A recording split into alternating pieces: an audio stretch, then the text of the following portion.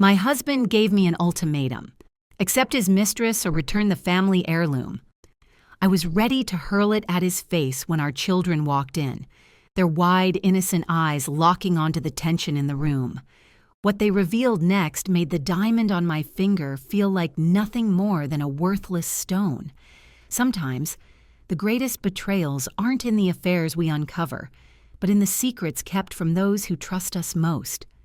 As I glanced from Ethan's concerned face to Nathan's cold stare, it dawned on me.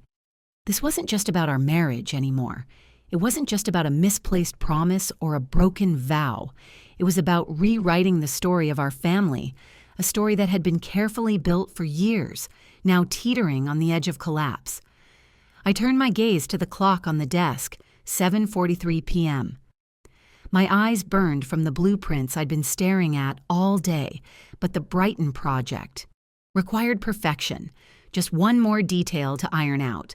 My phone buzzed in my pocket. It was Nathan's message: "Be here in 20." I assumed it was a client, perhaps another work contact. Nathan had been bringing clients home more frequently, claiming that a personal touch was key for his business.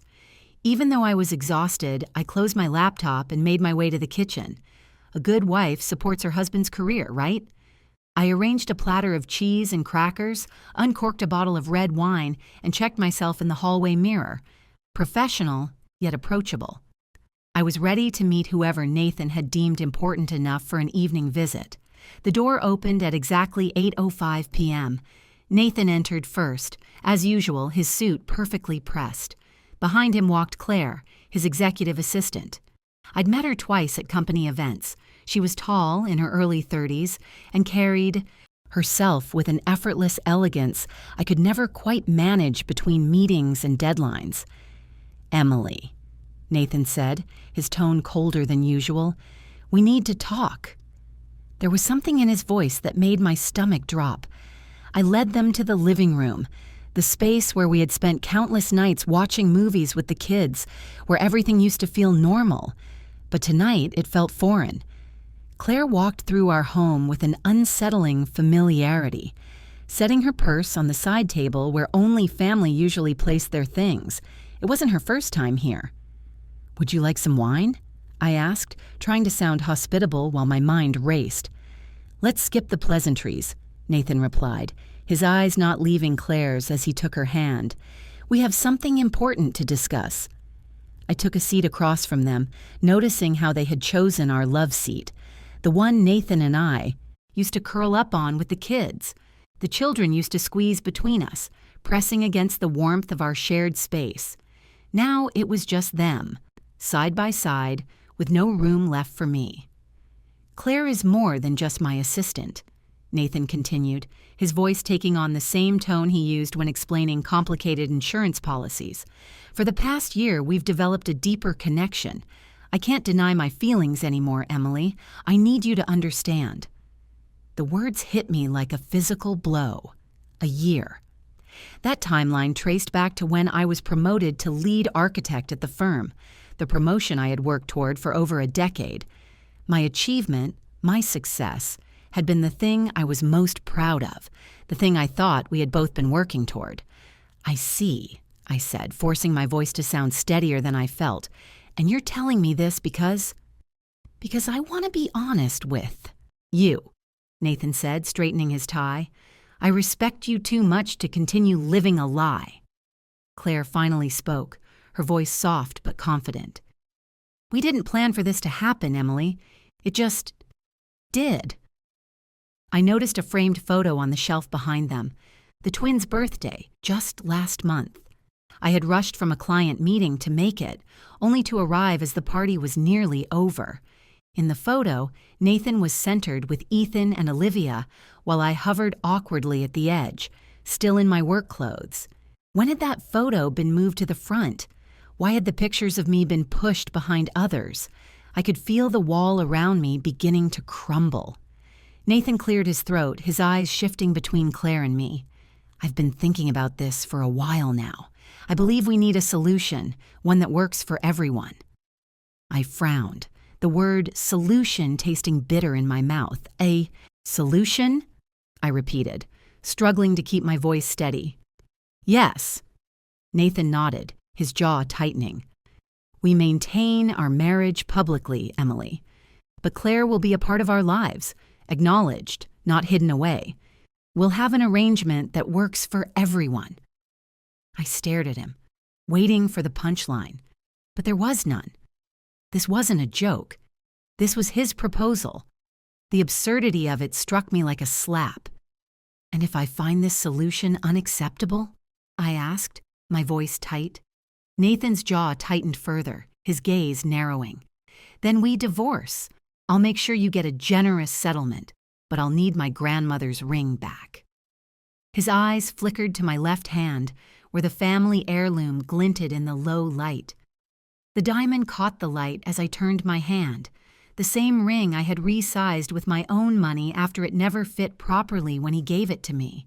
The same ring I had, swapped for the jewelry I sold years ago to help Nathan fund his first business venture, the one that failed spectacularly. I could feel the weight of his words. His gaze was intense, almost calculating, as though he was daring me to defy him. The audacity. This was the same man who, in college, had pursued me relentlessly, promising to support my career ambitions. The same man who had once celebrated each promotion with champagne and fanfare. Now he was using my career against me. He was using the very thing I had sacrificed for our family to justify his betrayal. What about our children's needs? I asked, my voice steady despite the anger rising in my chest. The twins are 14, Emily. They hardly notice when you're gone, Nathan replied, his voice cold. I've been the stable one while you've chased your architectural dreams. I could feel the sting of his words. But more than that, I could see Claire shifting uncomfortably in her seat, her gaze briefly flicking away, as if she knew she had been complicit in something that wasn't entirely fair. I need an answer, Emily, Nathan pressed, checking his watch. Tonight. The absurdity of it all hit me again. This man, who once promised to stand by my side no matter what, was now giving me an ultimatum. He was using my career, my dreams, as a weapon against me. As if I should just accept his terms, as if my feelings didn't matter. A laugh escaped my lips, not hysterical or forced, but genuine amusement at the sheer audacity of it all. How had we ended up here? Nathan's expression faltered, his confidence wavering. This isn't funny. Actually, it was. I said, my voice laced with bitterness. You're presenting this like a business proposal, Nathan? You're threatening to take back a ring that's been on my finger longer than Claire's been at your company? You're acting like I've neglected our family when my career has paid for your car, this house, and the twins' private school after your investment failures? Claire shifted uncomfortably beside him, and I couldn't help but notice the flicker of guilt on her face. She wasn't innocent in all of this, no matter how much Nathan tried to paint her as the victim. You said she rarely comes home before 9, I continued, raising an eyebrow at Nathan. Another lie? Nathan's face flushed, and he shifted in his seat. I've been home by 6, 3 days a week for the past 2 years, I countered, my voice quiet but firm. I negotiated those hours specifically to be here for our kids, to help with their homework before dinner. The silence between us stretched, thick with tension. I turned to Claire, my gaze steady. How long has this been going on, Claire? How long have you known about this arrangement? Claire opened her mouth to respond, but Nathan cut her off. This isn't productive. I need your decision now, Emily. I looked down at the ring on my finger, twisting it around nervously. For a moment, I considered throwing it at him, a dramatic gesture to match the ultimatum he had just handed me. But I stopped myself, my fingers curling around the ring, ready to pull it off. Just as I was about to speak, I heard the unmistakable sound of the front door opening. Nathan's head snapped toward the hallway, his expression shifting from anger to panic. Emily, we'll continue this later, he whispered urgently. But it was too late.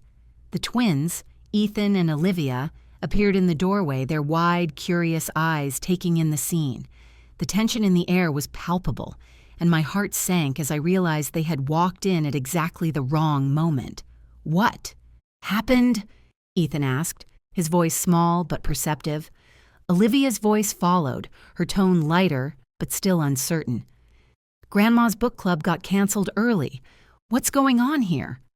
I froze for a second, struggling to compose myself, but the moment was slipping away. Nathan's jaw clenched, and I saw Claire awkwardly shift, clearly uncomfortable under the scrutiny of the children's innocent stares. Ethan's eyes narrowed as he studied the room, his gaze shifting between Nathan and Claire, then landing on me. Olivia stood frozen in the doorway, her innocent smile fading into confusion.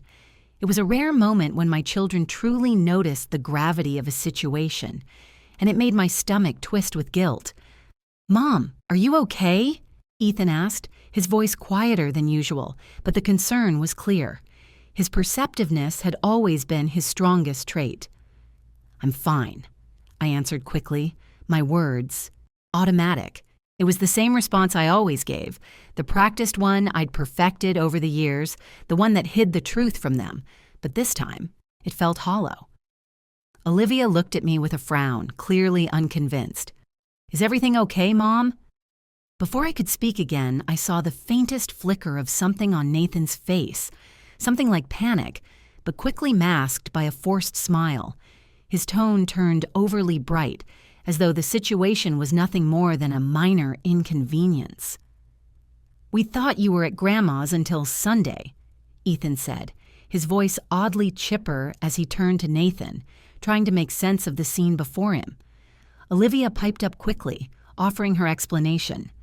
"Mrs. Patterson's book club got canceled early, so we came back." Nathan nodded, trying to keep up the charade, though his smile was strained. "Yes, exactly. Grandma had to cancel, and I thought we could all spend some time together." "Are you sure you're okay, Mom?" Ethan pressed again, his gaze darting from Nathan to Claire, his intuition sharper than I had given him credit for. "I'm fine," I repeated, this time with a little more strength in my voice. I wasn't fine, not at all, but I couldn't let them see it. Not yet. Not like this. Olivia, ever the optimist, glanced at Claire, a hesitant smile curling on her lips. "Did you bring the caramel cookies again, Miss Claire?" I froze. Had she brought them before? I tried to remember, but the memory was blurred. Claire shifted awkwardly, looking down at Olivia. "Not today, sweetheart," she said, her voice soft. "This is a work meeting." Olivia's face fell slightly, disappointment creeping in. But Ethan wasn't so easily distracted. He scanned the room again, his eyes lingering on the space between Nathan and Claire, then back to me. I saw his mind working, the pieces falling into place. He looked at me, then back at his father, his voice steady but sharp. "So, Dad, you're really serious about this, huh?" Nathan's face flushed, and I could see the cracks starting to show. This was no longer just a conversation between husband and wife. It was an open display for the kids, an unveiling of secrets that should have remained hidden. The tension was unbearable. For a moment, the room seemed to tilt, and all I could hear was the ringing in my ears. The children were standing there, watching, absorbing everything. Olivia, ever the peacemaker, tried to change the subject, though her tone was strained. "Dad, I thought you said you were too busy for this kind of meeting." Nathan cleared his throat, forcing a smile. "No, sweetheart, this is important business. Just some things I need to sort out." I noticed a framed photo on the shelf behind them, a picture of the twins at their last birthday with Nathan and me positioned on either side of them. I was on the edge of the frame, hovering in the background. The picture had been moved to the front. When had that happened? The thought hit me like a cold wave. Nathan had been slowly erasing me from our shared narrative, positioning Claire as more central, more important. The realization hurt more than I expected. "Maybe we should all just sit down," I said, my voice a little shakier than I wanted it to be. "We can talk about this, but I think the kids should be involved too. They deserve to understand what's going on." Nathan stiffened. I don't think that's necessary, Emily. But Olivia, as if sensing the shift in the atmosphere, turned to him. Why don't you want to tell us, Dad? Her voice was small, but the words stung, and I saw Nathan falter for just a second. Because I don't want you to worry, Nathan muttered, his eyes darting to the floor. Too late for that, Ethan said, his voice now cool, calculating. He crossed his arms and stared his father down. I could see the wheels turning in his mind. He wasn't buying Nathan's story anymore. Do you want me to go upstairs, Mom? Olivia asked, her voice quiet but full of concern. I shook my head. No, sweetheart. Stay here with me. Olivia nodded slowly, and Ethan gave a small nod, too.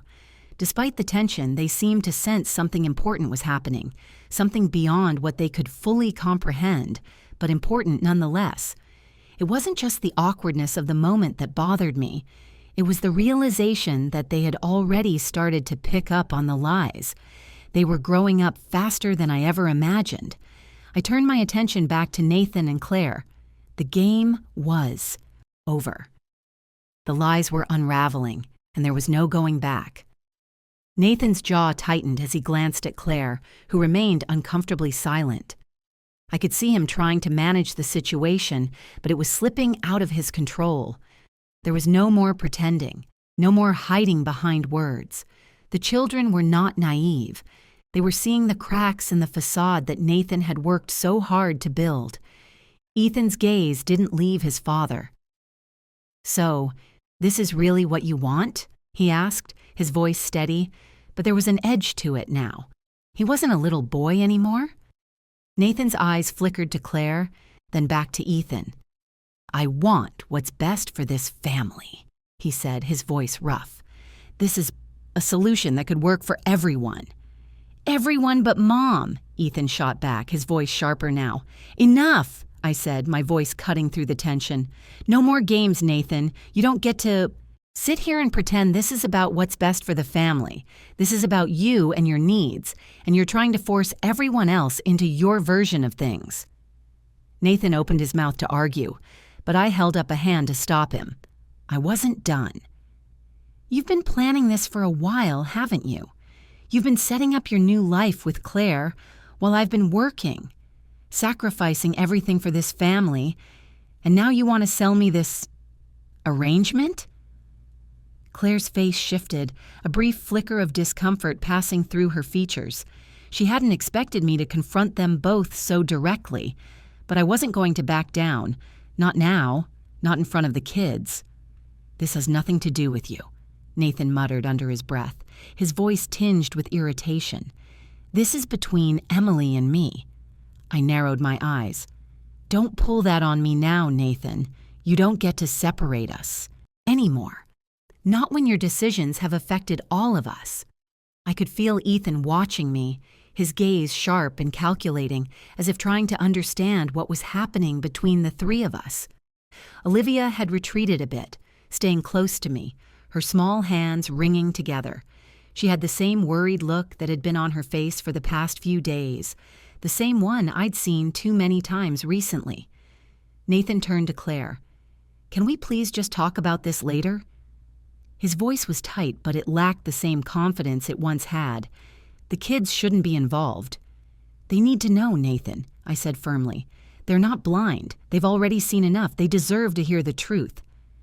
Claire shifted uncomfortably in her seat, clearly uncertain of her place in all of this. I couldn't blame her. She was caught between Nathan's lies and my anger. She hadn't expected to be here like this, under the harsh light of my scrutiny. But what really hurt, the thing that dug into me more than anything, was that Nathan, the man I had built a life with, was standing there, allowing Claire to take his place beside him, allowing her to be a part of our life in a way that I never had been. He was doing it openly, without shame. He was doing it because he thought he could. I just don't get it, I muttered, more to myself than anyone else. How did we get here? The silence in the room was suffocating, and for a moment it seemed like no one could breathe. Nathan shifted, his posture defensive, but his eyes wouldn't meet mine. I could feel the space between us widening with each passing second, and there was nothing I could do to bridge it. Ethan cleared his throat, breaking the silence. "So, what now?" he asked, his tone softer but still carrying that edge of disbelief. I looked at him, meeting his eyes for the first time since all of this had started. Now, we deal with the truth, the real truth, not the version Nathan's been feeding us. Nathan's face flushed. "I'm not going to stand here and let you turn this around on me." "You already have," I shot back, my voice steady. "You've been lying to all of us, Nathan. You lied to me, and now you're lying to the kids." "Mom's right," Ethan added, his voice growing stronger. "This isn't just about you and her anymore. This is about us, too." Nathan turned to me, his eyes dark with frustration. "You want to throw away everything we've built over one mistake?" "One mistake?" I echoed, incredulous. "Nathan, this isn't a mistake.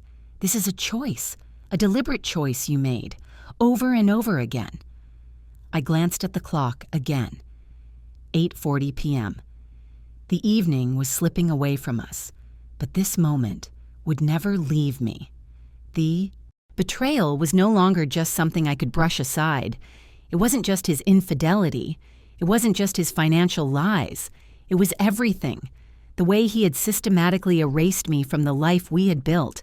The way he had twisted everything we'd worked for into something unrecognizable. "Do you think this arrangement will make everything better?" I asked, my voice low. "Do you think Claire will just slide in and everything will go back to normal?" Claire's face flushed at my words, and I could see the guilt creeping in. She hadn't planned for any of this. She hadn't signed up to be a part of this broken story. But Nathan had brought her here, and now we were all part of this twisted game. The room fell silent again, the weight of my words hanging in the air. Olivia, her small voice breaking the tension, said, "Dad, can't you just tell us the truth? All of it?" Nathan looked at his daughter, and for the first time that night, something close to shame flashed across his face. But it was too late. The damage had been done. The silence that followed felt like it lasted for hours, stretching the tension into something unbearable. My heart was pounding in my chest, my fingers trembling around the wine glass I still held in my hand. I didn't know what was more painful, facing Nathan's betrayal head-on or seeing the disappointment in Ethan and Olivia's eyes. Ethan's gaze softened, but there was still a sharp edge to it. "Mom, are you sure you're okay?" he asked again, his voice quieter now, but there was an urgency in his tone that wasn't there before. "I'm fine," I repeated, but this time, the words didn't feel hollow. They were more like a plea to make everything make sense, to make the world right again. Olivia, who had been so silent through the whole ordeal, finally spoke.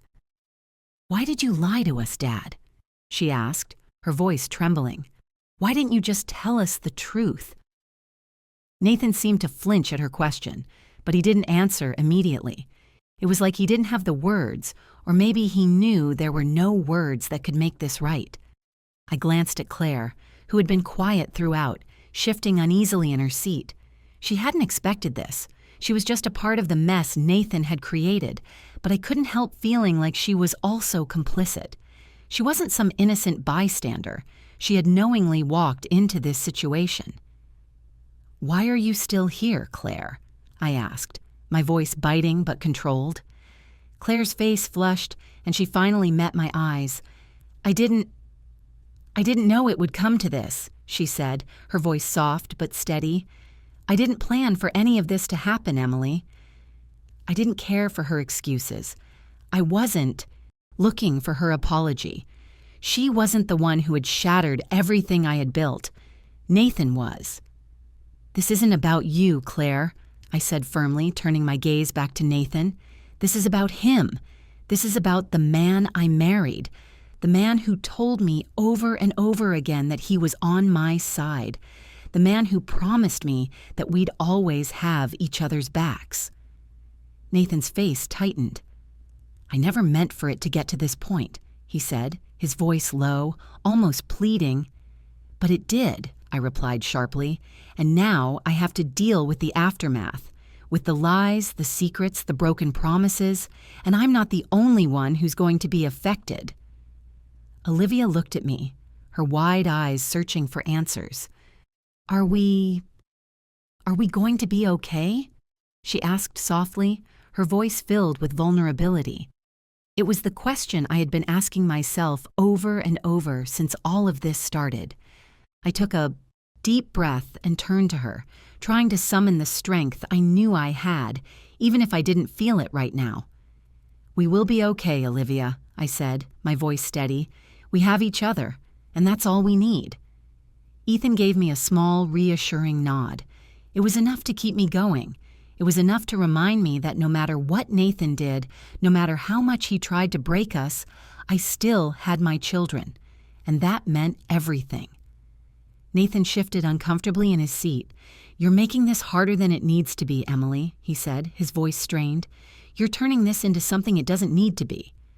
I shook my head. "You don't get to decide that anymore, Nathan. You don't get to make the rules." For the first time, Nathan looked unsure of himself. The man who had always been so confident, so sure of his place in the world, was now faltering in front of me, and I hated myself, forever doubting that I could stand up to him, forever thinking that I couldn't break free. Claire stood up abruptly. "I think I should leave," she said quietly, her eyes avoiding mine. "I don't want to be in the middle of this." Nathan shot her a look, but she didn't wait for permission. She grabbed her purse and left the room without another word, her heels clicking sharply on the wooden floor as she went. I watched her leave, but it wasn't a feeling of relief that washed over me. It wasn't even anger. It was something colder, something more distant. I didn't care about her, not anymore. She was just another piece of the puzzle Nathan had created, and she wasn't the one who had to live with the consequences. I turned back to Ethan and Olivia. "I'm sorry you had to see all of this," I said, my voice quiet now. "I never wanted you to know this side of your father. I wanted you to feel safe, to feel like everything was okay. But it's not okay, is it?" Ethan said, his voice quiet but sharp. I looked at him and shook my head. "No, Ethan, it's not, but we'll get through it, together." Olivia sniffed, wiping her eyes. "I don't want Dad to be like this," she said, her voice breaking. "I don't want him to hurt us." I reached out and pulled her into a hug, holding her close. "I know, sweetheart, I know." Nathan sat quietly, watching the scene unfold, but he didn't speak. He didn't try to explain. He didn't try to fix anything, and I realized in that moment that I didn't need him to. I had the strength to handle this on my own. I had everything I needed to rebuild our lives, even if it meant leaving him behind. After Claire left, the silence in the room was almost suffocating. I could still hear the echo of her footsteps, retreating, leaving us behind with nothing but the aftermath of everything that had just unfolded. The air was thick with unspoken words, with emotions too complicated to sort through in a single moment. Olivia had stopped crying, but her face was still streaked with the remnants of tears. Ethan, too, was quiet, his arms crossed as he leaned against the doorframe. Neither of them knew what to say, and honestly, neither did I. I had never imagined I would have to explain something like this to my children. Nathan remained seated, staring at the space in front of him as if he could will the situation to change. He had no words left, no justification, no excuse. I could see it in his eyes. He was afraid, but it wasn't just fear of me or of our marriage falling apart. It was fear of the truth coming to light in ways he couldn't control. I sat down, my hands clasped tightly in my lap. "I need you both to understand something," I began, my voice steady despite the turmoil swirling inside me. "This isn't your fault. I want you to know that. Everything that's happened, it's not on you." Ethan stepped forward, his eyes still filled with confusion and disappointment. "How could we not see it, Mom? How could we not know?" I shook my head. "It's not your job to know everything, Ethan. You were just kids, and I paused, swallowing hard. I never wanted you to see the cracks. I wanted you to feel safe, and I thought we could make it work no matter what. Olivia looked at me, her small voice tinged with hurt. But why did Dad do this, Mom? Why did he hurt us? I don't know, sweetie, I said, my voice faltering. I really don't know. Nathan didn't move. He didn't speak. His silence was a loud answer in itself. He had already chosen his path, and there was nothing left to say to make this better. The lies, the betrayal, those were the things that had defined the last year of our lives, and no amount of apologies could undo that. I looked at him, finally meeting his gaze. You've done enough damage, Nathan, and now it's time for you to face the consequences. He met my eyes, but there was no fight left in him. I never wanted this, he said, his voice low, barely audible. I never wanted to hurt any of you. And yet you did, I replied, the words coming out sharper than I intended. You've made it clear that your needs came first, that you were willing to destroy everything we had just to satisfy your own selfish desires. Nathan looked away, as if the weight of my words were too much to bear. He didn't even try to defend himself. He knew it was true. Mom? Olivia's voice pulled me back to the present, her small hand on my arm. What happens now? I took a deep breath, looking at both of them. Now, we rebuild. We take it one day at a time, and we stay strong, together. Ethan nodded, though there was still a hint of skepticism in his eyes. He wasn't sure yet, and I didn't expect him to be. This wasn't something you could just move past overnight. Olivia seemed to accept it more readily. She was younger, and maybe the hurt wasn't as deep for her, at least not yet. But I knew that would change. The scars from this betrayal would last for a long time, and as much as I wanted to shield them from it, I knew that they had already been affected in ways I couldn't undo. I stood up, walking over to the window and staring out at the quiet street. The house felt different now, emptier somehow. The weight of Nathan's presence was still there, but I couldn't feel him anymore. It was like I had already moved on, even if my body hadn't quite caught up yet. Turning back to the kids, I said, I'm going to call a lawyer tomorrow. I don't want to do this alone, and I don't want you to have to witness any more of this.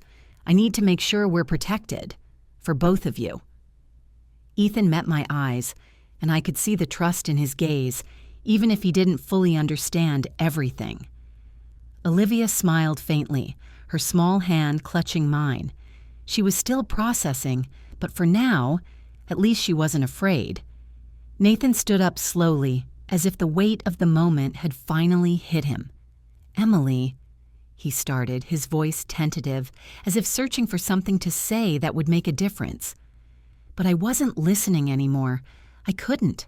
I had spent too many years trying to fix things for him, trying to keep everything together, and in the end, it wasn't enough. It was never going to be enough. You've had your chance, I said, my voice firm, without a trace of the softness I once had. I've given you everything, and now it's time for me to take control. With that, I turned back to the kids, letting the door close softly behind me as Nathan remained standing there, motionless. The next morning felt like a cold slap. I had barely slept, tossing and turning as the weight of everything settled in. The house felt unnervingly quiet, as though it was holding its breath, waiting for something to change. And maybe it was. Maybe the change had already begun. I had promised Ethan and Olivia that we would be okay, that we would get through this.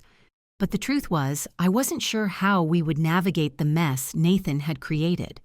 What I did know was that I couldn't waste any more time trying to fix a broken marriage. Nathan had already made his decision, and now I had to make mine.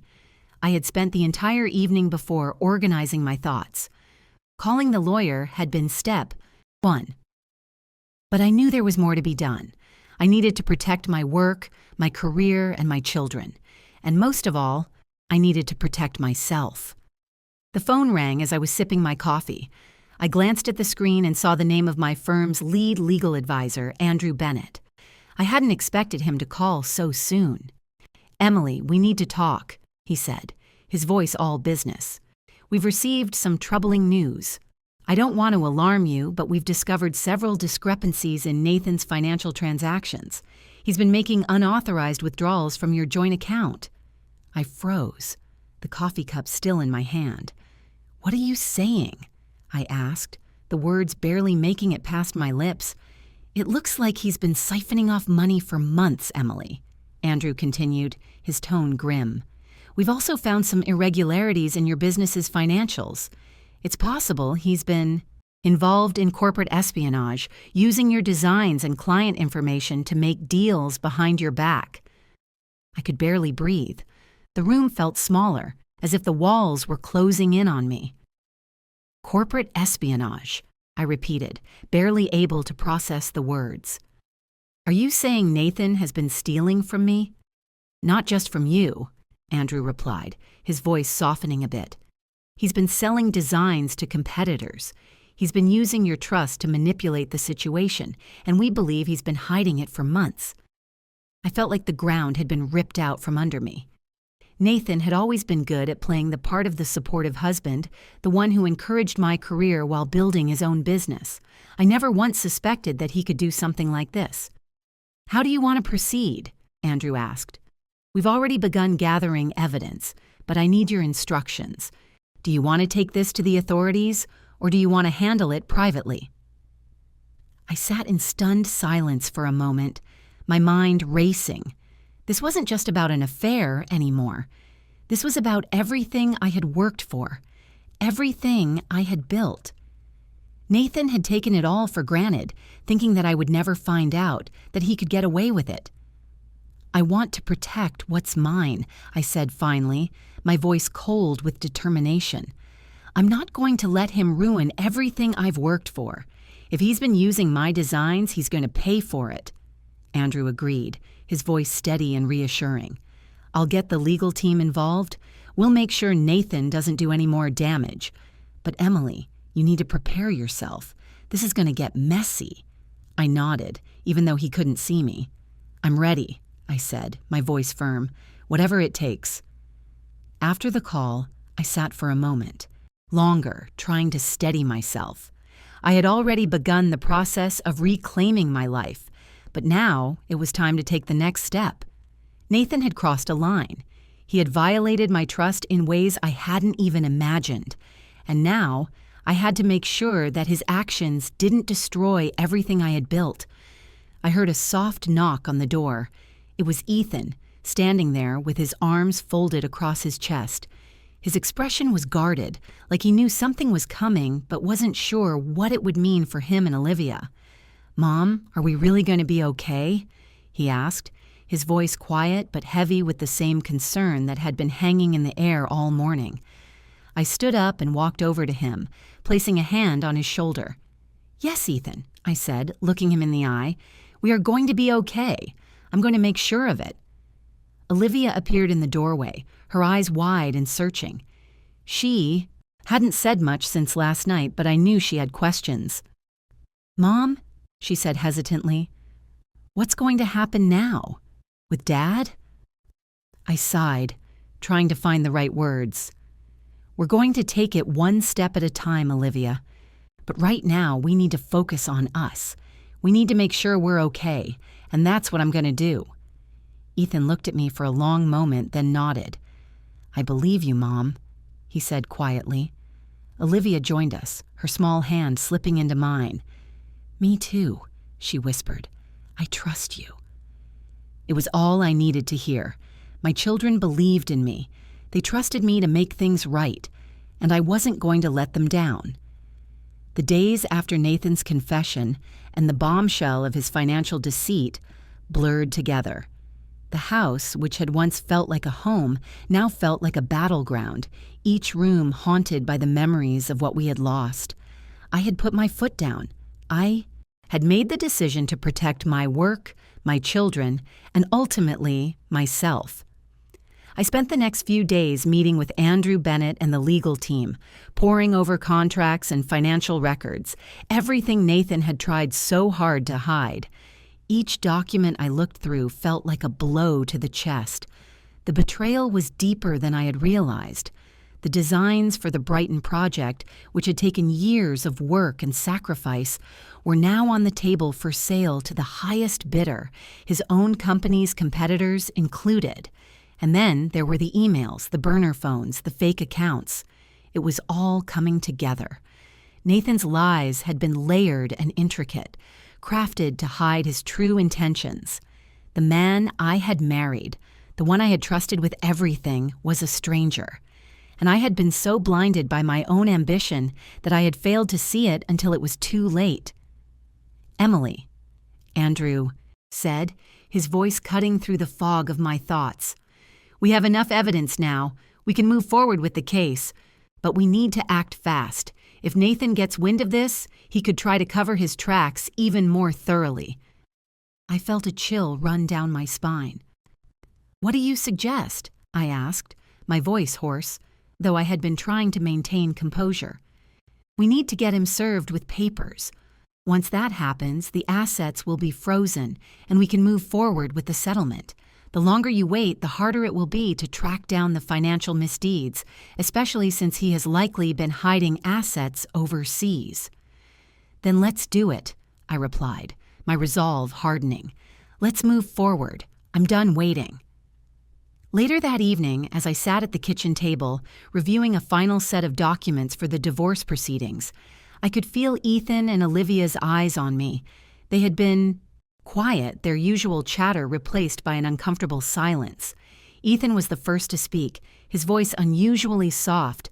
"Mom, do you think Dad will ever come back? Will he try to fix this?" I paused, the question catching me off guard. "I don't know, Ethan," I said, my voice tight. "I really don't.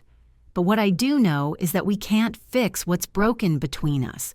You can't fix betrayal. Not like that. It's not something that just goes away."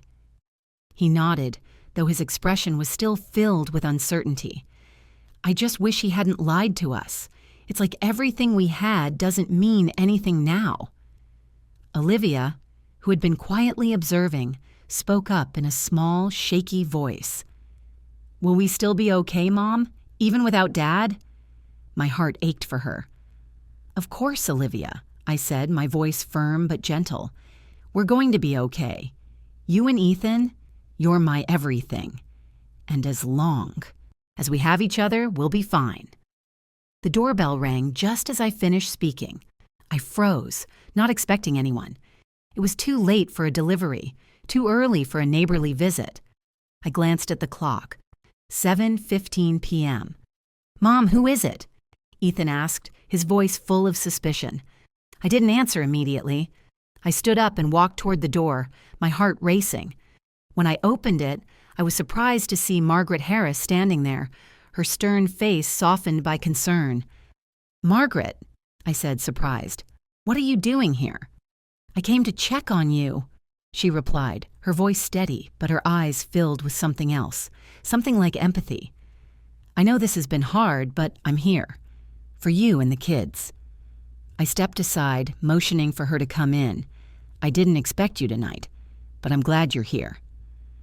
Margaret followed me into the living room, where Ethan and Olivia were sitting. They looked up at her cautiously, still unsure of how to feel about everything that had happened. She gave them both a soft smile, and I could see the warmth in her eyes. "I just wanted to let you know that I'm here for you," Margaret said, addressing Ethan and Olivia directly. "I know this is a tough time, but you both have a family that loves you, even when things seem uncertain." Olivia looked up at her, a hesitant smile tugging at the corners of her lips. "Thanks, Grandma." Ethan nodded as well, though his gaze lingered on the floor. "I don't know how to feel about all this," he said quietly. Margaret's expression softened as she sat down next to him. "It's okay not to know," she said gently. "But what I want you to understand is that your mother is doing what's best for all of you. Sometimes, the hardest choices are the ones we have to make for our future." I watched her closely, feeling a strange sense of gratitude. I had been so focused on the mess Nathan had created that I hadn't stopped to realize how much my mother-in-law had quietly supported me over the years, even when things were hard, even when she had no idea what was going on behind the scenes. I sat down at the table again, this time with Margaret beside me. "I'm filing the papers tomorrow," I said, my voice steady. "It's time." Margaret reached over and placed a hand on mine, squeezing gently. "You're strong, Emily. I've seen it. And no matter what happens, I know you'll make it through this." For the first time in days, I felt a small measure of peace. Margaret's presence was a reminder that even in the most uncertain times, family could still provide the foundation for something stronger. The next few days passed in a blur. The paperwork was finalized. The legal team was on top of everything. I had made the decision to go forward with the divorce, and now there was no turning back. Nathan had already tried to reach out several times, sending texts and leaving messages, but I didn't respond. I couldn't. There was nothing left to say. I had told him, clearly and firmly, that we were done. I had given him a chance to make things right, to come clean, but instead, he had chosen to lie, to deceive, and now it was too late. The trust was gone. The damage was done. But there was still something gnawing at me. As much as I hated what Nathan had done, there was a small part of me that still wondered if we could have fixed things, if he had been truly remorseful, if he had wanted to rebuild what we had. But the truth was, I didn't know if I could ever trust him again. Not after everything that had happened, not after the way he had used my career, my work, my life, as collateral for his own selfishness. The twins were adjusting, though it was clear they were struggling. Ethan and Olivia were both acting out in their own ways. Olivia, the more sensitive one, had withdrawn into herself, spending more time alone in her room. Ethan, on the other hand, had become more defiant, often arguing with me over the smallest things, trying to assert control over his life in whatever way he could. I didn't blame them. This was hard for all of us. But I knew that, in time, we would find our way through it. Together. One evening, as I was preparing dinner, I heard the front door open. I turned to see Ethan walking in, his expression unreadable. He was carrying a large envelope in his hand, and I could see that he was clearly upset. "Mom, we need to talk," he said, his voice flat. I set the knife down and walked over to him, my heart in my throat. "What's wrong, Ethan?" He handed me the envelope without a word. I took it from him, my fingers trembling slightly as I tore it open. Inside was a letter from Nathan's lawyer. My stomach dropped as I read the first few lines. "Emily, this is to inform you that Nathan Miller intends to contest the divorce settlement and the division of assets. He is also seeking joint custody of the children." I paused, my breath catching in my throat. The words blurred before my eyes. Joint custody? Nathan wanted to fight for joint custody after everything he had done? After all the lies, the manipulation, the deceit? I couldn't believe it. "Mom, I don't know what to do," Ethan said quietly, his voice breaking. "What does this mean? Does Dad really want to take us away from you?" I felt a wave of nausea rise in my chest. "I don't know, sweetheart," I said, my voice strained. "But we're going to fight this. We have to." "But what if we lose?" Ethan asked, his eyes wide with fear. I knelt down in front of him, placing my hands on his shoulders. "We won't lose, Ethan, I promise you. We have the truth on our side. We're stronger than this." He nodded slowly, but the doubt was still there in his eyes. I could see that he was scared, and I didn't blame him. "Is Olivia okay?" I asked quietly, worried about how she was handling everything. Ethan shook his head. "She's been really quiet. She doesn't say much, but I know she's worried too." I sighed, my heart heavy with the burden of trying to keep everything together. "I know, honey, but we're going to make it through this. All of us. I'm not going to let him take you away from me." I could see that Ethan wasn't entirely convinced, but he didn't say anything more. He just nodded and turned to leave the room. I watched him go, my mind racing with 100 different thoughts. The thought of fighting Nathan for custody, of dragging the kids through the legal system, made my stomach churn. But there was no other choice. I couldn't let him do this. Not after everything he had already taken from me. I went to Olivia's room later that evening. She was sitting on her bed, her back against the wall, a book open in front of her, but clearly not reading it. When she saw me, she set the book aside and looked up at me. "Mom?" she asked, her voice small. I sat down next to her, taking her hand in mine. "I need you to know something," I said, my voice gentle but firm. "I'm not going to let your dad take you away from me. We're going to fight this, Olivia. You and Ethan are my priority. Always." Her eyes filled with tears, and she quickly wiped them away. "I'm scared, Mom," she whispered. "What if he wins? What if we have to leave?" I pulled her into a hug, holding her tightly. "You don't have to be scared, sweetheart. We're a family, and no matter what happens, we'll always be a family." She clung to me, and for a moment I thought I could feel her fear start to melt away. But I knew it was only temporary. There was still a long road ahead, and the fight was far from over. The following days were a blur of legal meetings, phone calls, and paperwork. Nathan's lawyer had already filed for joint custody, and I knew the battle would be long and exhausting. My mind kept going back to the moment I had first read the letter, to the disbelief and anger that had surged through me. How could he be doing this? How could he think that he had any right to tear our family apart, especially after everything he'd done? I focused on the kids, trying to shield them from the worst of the tension. Ethan was still angry, withdrawn, his silence louder than any words. He had always been the more observant one, but now it felt like he was observing everything from a distance, like he was trying to figure out a way to protect himself from the fallout. Olivia, on the other hand, was quieter than ever. Her usual spark was dimmed, her world now defined by worry and confusion. I had to stay strong. I had to keep my focus on what mattered. They needed me to be the anchor, even if I felt like I was about to drown. The next week, I had a meeting with my lawyer, Andrew Bennett, to review the next steps. We were prepared for Nathan's fight, but the reality of it was beginning to hit. Divorce was one thing. Painful, yes, but survivable. Custody battles were something else entirely. They were ugly, they were draining, and they had the power to permanently alter the course of our lives. "I've spoken to the judge's office," Andrew said, his voice calm and professional. "As always, we've gathered enough evidence that Nathan has been financially irresponsible, to say the least. His actions with your business and the money transfers are all documented, and we've established a clear pattern of deceit." I nodded, my mind reeling with the weight of it all. "So we have a good case," I said, my voice barely above a whisper. "But what about custody? How do we fight that? How do I make sure Nathan doesn't take the kids away from me?" Andrew met my eyes, his gaze steady and reassuring.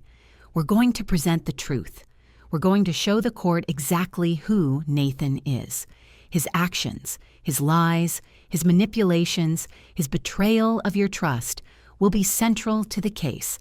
And most importantly, we're going to show that you've been the stable, constant presence in the children's lives."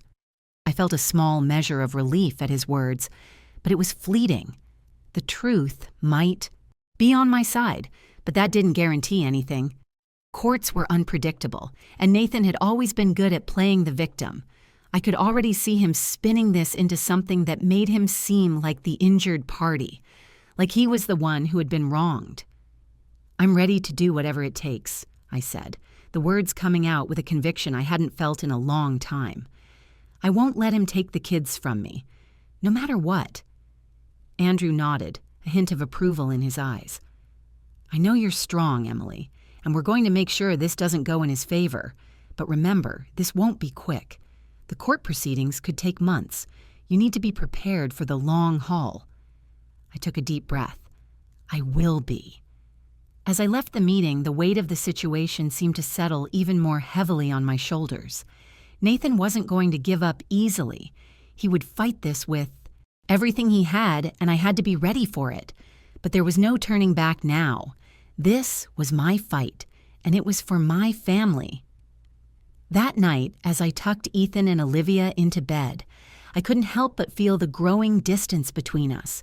The three of us had been through so much already, but now, with everything hanging in the balance, it felt like we were drifting further apart. Ethan barely spoke to me, his walls thicker than ever. Olivia's eyes were red from crying, but she still tried to be brave, trying to put on a smile whenever I looked at her. "Mom," Ethan said quietly as I turned to leave his room, "are we really going to have to fight Dad in court?" I stopped, my heart aching at the question. "We are, Ethan," I said softly, "but we're going to fight for what's right. And no matter what happens, you and Olivia are going to be okay. I'll make sure of that." He didn't respond, but I saw the flicker of uncertainty in his eyes. I knew it wasn't easy for him, for either of them. But this wasn't just about Nathan and me anymore.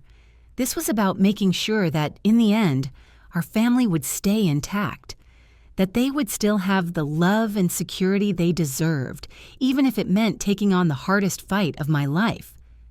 Olivia looked up at me, her small face pale but determined. "I don't want to lose you, Mom," she whispered. My heart broke at the sound of her voice.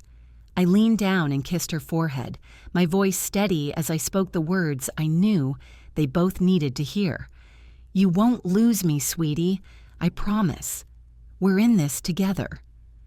As I closed their bedroom doors, I took one last look at their faces, etched with uncertainty and fear. I didn't know how long it would take or how messy it would get, but I knew one thing for sure. I wasn't going to let Nathan win. Not now, not ever. The weeks that followed were a blur of legal battles, tense exchanges, and sleepless nights. Nathan, despite everything, had not given up. His lawyer had filed multiple motions, attempting to delay the proceedings, trying to draw things out. It was clear he was stalling, hoping for some kind of miracle. But I wasn't going to let him win. I threw myself into my work, trying to block out the constant stress of the custody battle.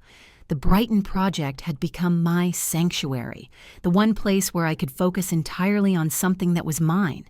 I poured my energy into it, perfecting every detail, making sure everything was aligned. Every line on the blueprint, every decision made, felt like a step forward, a step away from the chaos that had consumed my life. But there were moments, too many moments, when the weight of everything would hit me. I would find myself sitting at my desk late at night, staring at the computer screen, feeling the overwhelming pressure of it all. My thoughts would drift back to Nathan, to the lies, to the betrayal. I would think of Ethan and Olivia, their faces etched with worry, with confusion, and I knew that no matter what happened in the courtroom, my life had already changed irreparably. I didn't know how much longer I could keep up the charade, pretending that everything was fine when it wasn't. I had become a master at hiding the cracks, at putting on the mask for the outside world, but at night, when I was alone, the cracks were all I could see. One evening, after a particularly grueling day at the firm, I came home to find Ethan sitting on the couch, his eyes glued to the TV, but his mind somewhere else. Olivia was in her room reading, her usual smile nowhere to be found. I walked into the living room, feeling the weight of the silence in the air. "Hey, kiddo," I said softly to Ethan, trying to break the tension. "How was school today?" He didn't immediately respond. He just kept staring at the screen, the distance between us growing wider with each passing day. I knew he was struggling, but I didn't know how to fix it. I didn't know how to make him feel safe again. Finally, he turned his head, his gaze meeting mine. "Mom," he said quietly, "do you think things will ever be normal again?" I hesitated for a moment, unsure of how to answer. The truth was, I didn't know. I didn't know what normal even looked like anymore. "I don't know, Ethan," I said, my voice soft. But I do know that we'll be okay. We'll find a way through this, even if it doesn't feel like it now."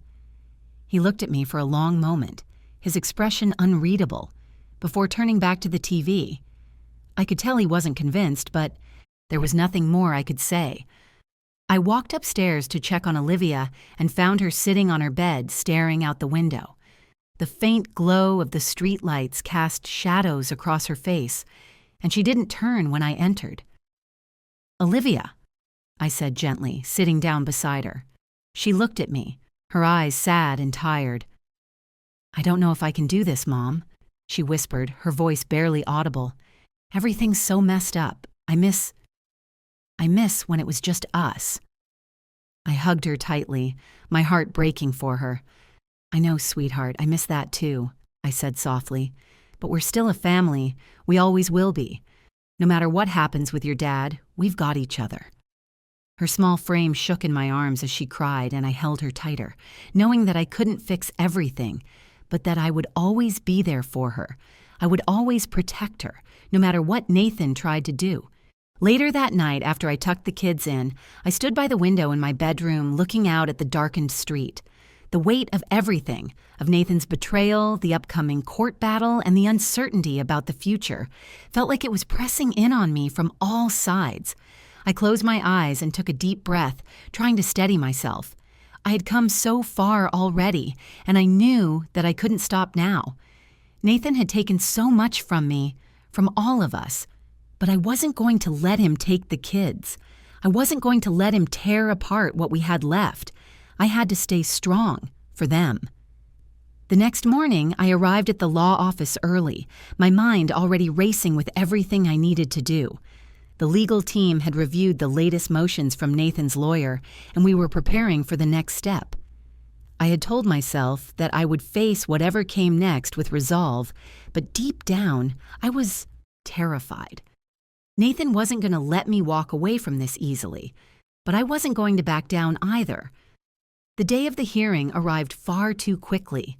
I had spent the previous night tossing and turning, rehearsing my testimony in my mind, trying to prepare for whatever Nathan's lawyer might throw at me. But no matter how much I prepared, I couldn't shake the feeling that this was a battle I might not win. I had the truth on my side, but in the end, truth didn't always prevail in court. When I arrived at the courthouse, I felt a wave of cold wash over me. This was it, the final step, the moment where everything I had fought for would either crumble or come together. I met with Andrew and the rest of the legal team in a small conference room before the hearing started. "Emily, I want you to know," Andrew began, his voice steady. "We've built a solid case.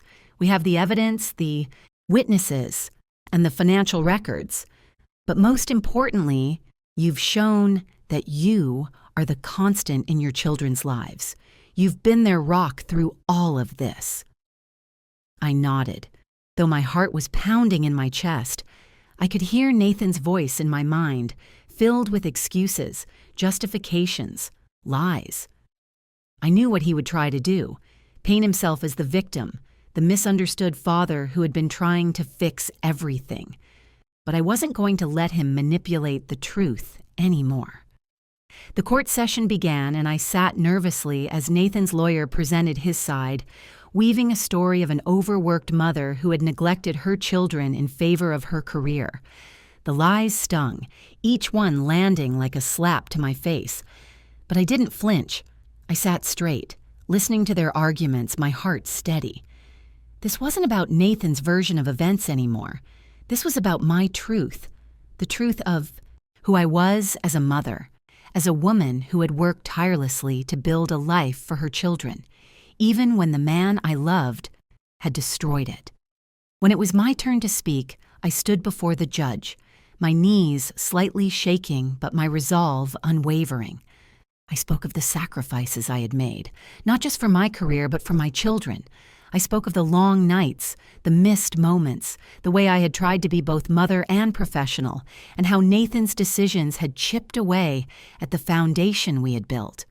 But most importantly, I spoke about my children, their strength, their love, and how they needed me, how they deserved stability and honesty in their lives, things that Nathan had failed to provide.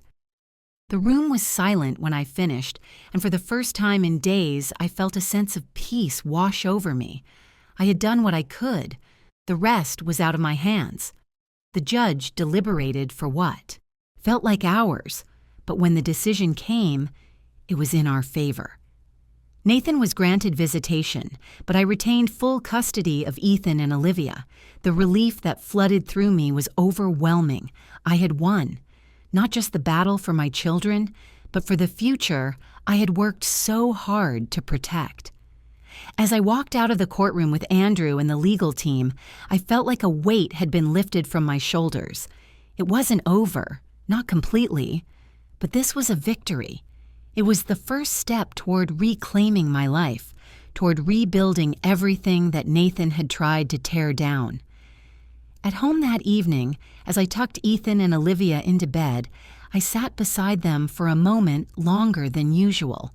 They looked at me with eyes full of quiet gratitude, their faces still marked by the stress of everything they had been through. "Are we really going to be okay, Mom?" Ethan asked again, his voice full of uncertainty. I smiled, brushing a strand of hair from his forehead. "Yes, Ethan, we are. We're stronger than we've ever been." Olivia reached out and took my hand, squeezing it tightly. "I'm glad you're here, Mom. We're going to be okay." I kissed both of them goodnight and stepped out of their room, my heart swelling with pride. For the first time in months, I felt like I had my life back. I walked into my home office where the plans for the Brighton project sat on my desk, waiting for my attention. The design was almost complete, my masterpiece, my legacy. And as I looked at it, I realized something important. The diamond on my right hand, the one that had once symbolized the promises Nathan had made to me, was no longer just a reminder of the past. It was a symbol of everything I had reclaimed: my career, my independence, my future. The past couldn't be undone, and Nathan's actions would leave scars that would last. But I had rebuilt my life. And now, with my children beside me, with the future in front of me, I knew that I was going to be okay. We were going to be okay.